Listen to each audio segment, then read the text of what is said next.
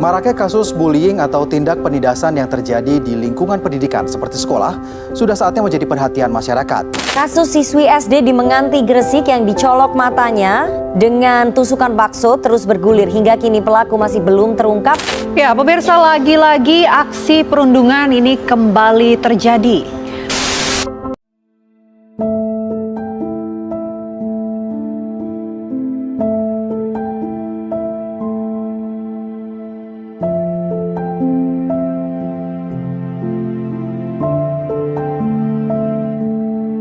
Kita tahu bullying itu salah, tapi kenapa di sekolah yang katanya tempat belajar empati justru tempat luka yang terus berulang? Perkenalkan, saya Wulandari Dewi dengan NIM A1A224019. Di sini saya akan membuat video tentang permasalahan pendidikan yang ada di Indonesia dengan tema Indonesia Darurat Bullying. Untuk memenuhi tugas mata kuliah, belajar dan pembelajaran dengan dosen pengampu Ibu Reka Seprina SPD MPD. Mari kita saksikan videonya bersama.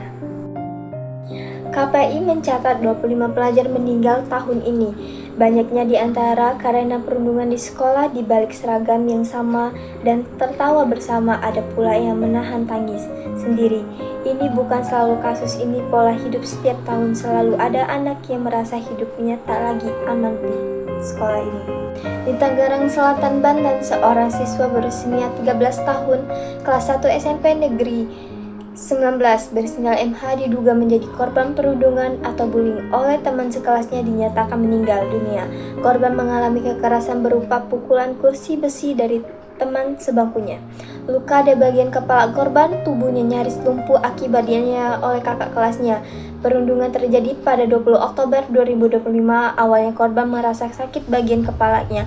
Pihak orang tua kemudian menanyakan dan korban mengatakan dia menjadi korban kekerasan di sekolah oleh kakak kelasnya. Korban kemudian dirawat di Rumah Sakit Fatmawati lantaran mengalami gangguan penglihatan dan kelumpuhan akibat insiden tersebut. Dari berita yang saya tampilkan, punya pola dan sama ejekan, tekanan, dan lingkungan yang gagal melindungi bukan cuma soal kekerasan fisik, kadang datang dari celetukan yang dianggap candaan, tapi terus bergaul di kepala, lama-lama jadi luka yang tak kelihatan tapi menyiksa setiap hari. Dari tahun ke tahun, JPPI mencatat bullying di Indonesia tak kunjung surut, dan parahnya di tahun 2025, angka itu hampir 2 kali lipat seolah tiap tahun jadi babak baru.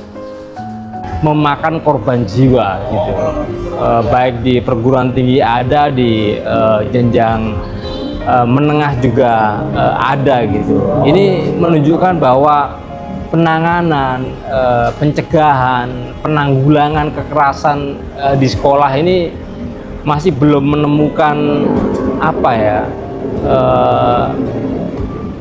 langkah yang cukup bisa berdampak terhadap penurunan angka kekerasan di sekolah ini.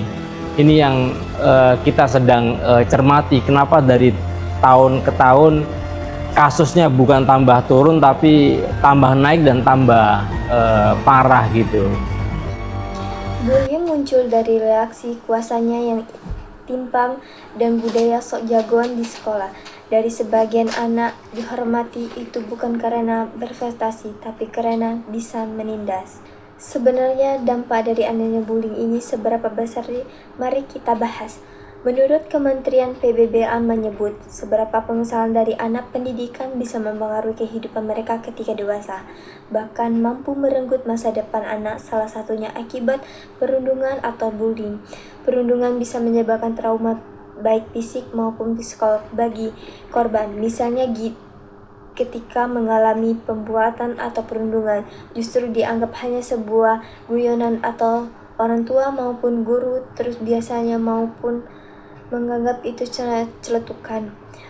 Cukup untuk memenuhi candaan atau setiap padahal ejekan atau olakan verbal maupun non-verbal.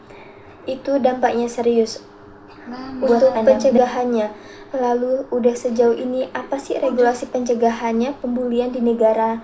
Nah, sebenarnya kita sudah punya aturan lewat Permendikbud nomor 45 tahun 2023 tentang pencegahan dan penanganan kekerasan lingkungan. Satuan pendidikan ada 79 pasal di dalamnya terkait penjelasan dan penanganan kasus kekerasan. Yang dimaksud itu apa? Melalui kekerasan seksual, pelindungan atau bullying, diskriminasi, hingga toleransi. Nah, yang perlu dicatat adalah ketika harus paham bentuk kekerasan itu bisa berupa fisik, verbal, dan non-verbal, dan atau melalui teknologi informasi dan komunikasi bagi pelaku bullying. Sanksi terberat adalah pembinaan sekolah, dan sementara kalau pelaku guru sanksi terberat itu bisa dihentikan. Sementara itu, Himpunan Pendidikan dan Guru atau PG melihat permasalahan bukan cuma pada siapa yang membuli, tapi pada budaya yang membiarkan bully di sekolah seringkali terlihat karena sudah dinormalisasi. Bully tidak pernah dibenarkan sebab tak ada yang kebaikannya lahir dari merendahkan orang lain, dan tak ada anak yang pantas merasa dirinya tempat seharusnya membuatnya tumbuh. Sekolah bukan ruang bertahan sekolah, seharusnya ruang untuk merasa aman, karena kadang sekecil kalimat menimbulkan bisa menyelamatkan seseorang keputusan asa.